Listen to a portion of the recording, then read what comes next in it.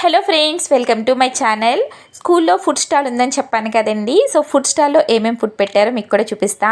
చెరుకు రసం, ఇంకా దోశలు, అరిసెలు, పోకుండలు, కారం దోశ, ఇలా ట్రెడిషనల్ ఫుడ్ పెట్టారు. వాటితో పాటు పిల్లలు ఇష్టంగా తినే మంచూరియా, అలానే నూడిల్స్ కూడా పెట్టారండి.